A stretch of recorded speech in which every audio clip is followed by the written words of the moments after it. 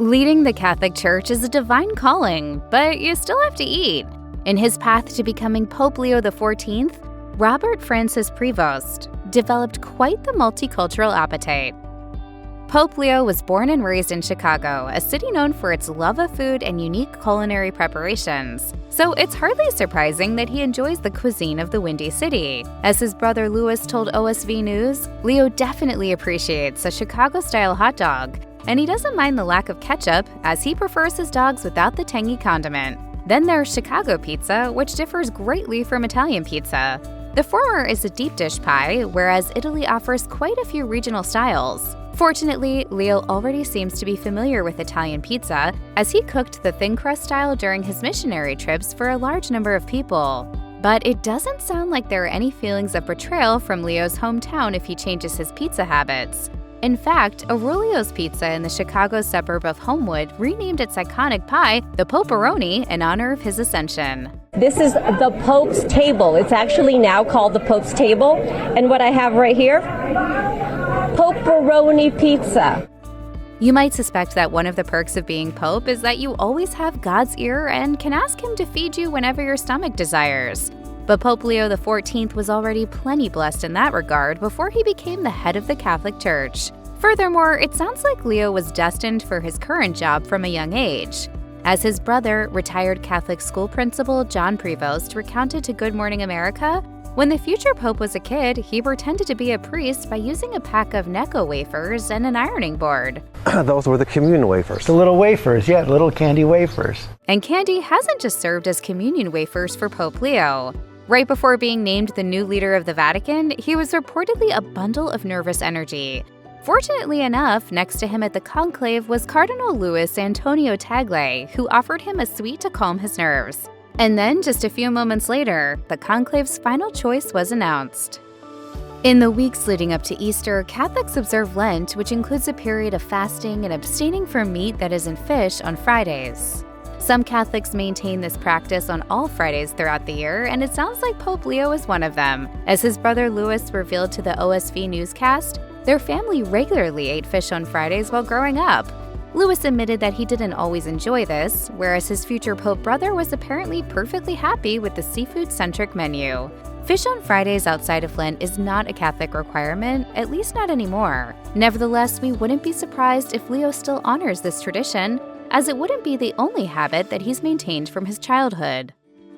Chicago isn't the only place that Pope Leo called home before ascending to the papacy. Beginning in 1985, he served as a missionary in Peru, and it sounds like he considers the South American country to be as much of a home as the city he was raised in.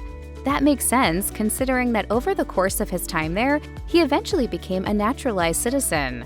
The Pope is Peruvian. God loves Peru. When Leo became Pope, Peru celebrated as though one of their own natives had ascended to the papacy, and the love goes both ways, and not just in terms of his relationship with the people.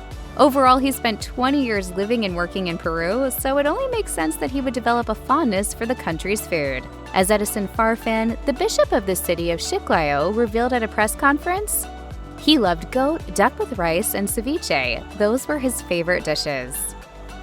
Pope Leo has been all over the world, eating alongside people of many different cultures. And he doesn't just encounter plenty of different foods, but also various forms of dining etiquette. Depending on where you are in the world, eating everything on your plate has different cultural connotations. Some believe that it's a sign that the host didn't serve enough, whereas others consider food left on a plate at the end of a meal to mean that it wasn't enjoyable. But no matter where on earth he's eating, Pope Leo is known for cleaning his plate. Leo was reportedly taught during his childhood that it was disrespectful not to eat everything offered to him, and this habit has stuck with him to this day.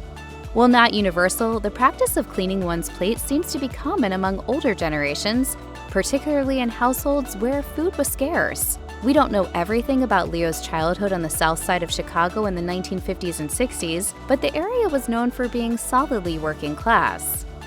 As someone who has spent a lot of time in multiple countries, Pope Leo has surely been exposed to various dishes, some of which plenty of Americans would likely find bizarre. That could lead to some sticky situations. But based on what we've learned about Leo from the people who know him, he's willing to try food that more squeamish eaters would rather avoid. During an interview with OSV News, Leo's brother Louis recalled a phone call he had with the newly appointed Pope about a particularly interesting meal with a delegation of leaders of an Asian country. It consisted of seafood that was swallowed whole while it was still moving around the plate. Louis said that Leo ate the meal without any complaints, although it doesn't sound like his brother would have gotten through it quite as easily.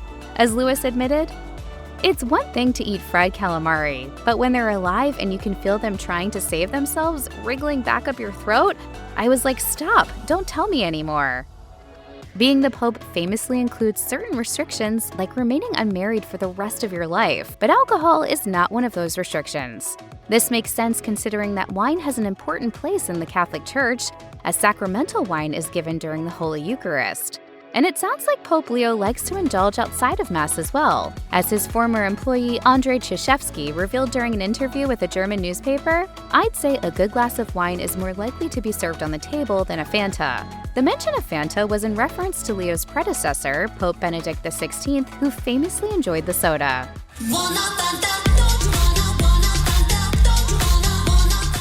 And it's not just wine that Leo imbibes, as he's also been spotted enjoying a beer. While you probably won't see the new Pope out and about at your local bar, there's no denying that he enjoys indulging a little bit alongside his acquaintances. The papacy is often known for being a highly charitable position, and Pope Leo was elected in part thanks to his time as a missionary. During his decades as a representative of the Church, he interacted with people from all over the world. This has included eating decadent meals with people in high places, and also breaking bread with those who eat much more humbly. And based on what we know about him, Leo was comfortable in both situations. While visiting modest communities in the Andes Mountains, Leo would enjoy staple foods like potatoes, cheese, and sweet corn. A woman named Janina Cesas met him during this period while working for the Catholic Church's Caritas nonprofit. She recalled to the Associated Press that he delivered food and blankets to these remote villages and that he would eat whatever was offered to him. She also noted that one of his favorite dishes was carne asada, which he liked to wash down with a glass of Coca-Cola. When you're the Pope, there are more than 1 billion Catholic souls counting on you every single day. Even the billions of non-Catholics seemingly want to know what you have to say about every single global conflict. With all this pressure and responsibility, it's nice to at least be able to control what you have for breakfast.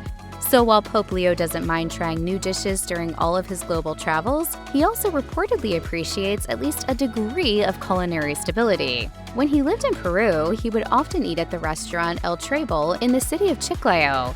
No matter what time of the day it was, meat was typically at the base of a dish, even if it was just a light meal of chicken broth. He also liked to sit in the same seat, which offered him a view of the cathedral. As Carlos Lopez, a waiter at the restaurant, recalled to the Purdue Expedient, he was a very calm person who inspired peace when he spoke, a very humble person. Pope Leo is certainly not a vegetarian. After all, it would be hard to enjoy all those Chicago-style hot dogs and all that Peruvian chicken if he were. And his carnivorous habits sometimes even included goat meat. While goat may not be very common on American plates, it is a significant part of multiple worldwide cuisines.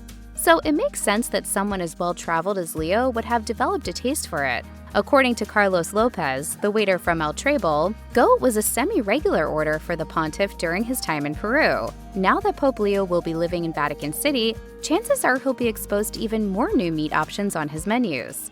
But that doesn't mean that goat will necessarily have to completely disappear from his plate, as it is in fact a part of some Italian dishes. Leo has a reputation for humility, but we wouldn't be surprised if he occasionally uses his newfound clout to make some special requests of the Vatican kitchens. There are over 8 billion currently alive on Earth, but only one of them is the Pope. But that doesn't mean that we can't all eat and drink like the Pope. In fact, your everyday breakfast may already be a lot holier than you realize. Pope Leo is reportedly quite the beverage guy who appreciates a mix of hot and cold, as he's been known to pair a cup of coffee with a glass of orange juice when dining out at restaurants. That was how he did it while eating breakfast at El Trebol, which typically consisted of chicharrón, a dish made of fried chicken or pork belly. We don't know how the new Pope likes to take his coffee, but if we had to guess, we would say that a simple black cup would be the most befitting for the head servant of the church. We know This is, excuse me, a damn fine cup of coffee. As for that chicharron, that's an interesting pairing for coffee and OJ. Crispy pork belly may seem a bit too heavy for those simple drinks, although on second thought, it doesn't sound all that different from some morning bacon. Before Robert Francis Prevost became Pope Leo XIV, the Vatican first had to hold the papal conclave. During this time, over 100 cardinals were in contention to become the new head of the church, and all of them reportedly had to adhere to certain dietary restrictions. In 1274, Pope Gregory X established guidelines for the conclave, such as only 1 meal per day after 3 days without a consensus. While some of these rules still remain, others have been relaxed in the years since. Exact details of the conclave are not known to the public, and those who prepare the food take vows to keep things a secret.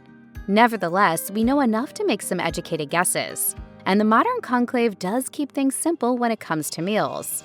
Previous conclaves were rife with fears of poison, tampering, or concealing hidden messages, which led to certain foods being banned. Thus, we can reasonably infer that Pope Leo and the cardinals who didn't get the big promotion were not eating ravioli, whole chicken dinners, or anything else that could be stuffed.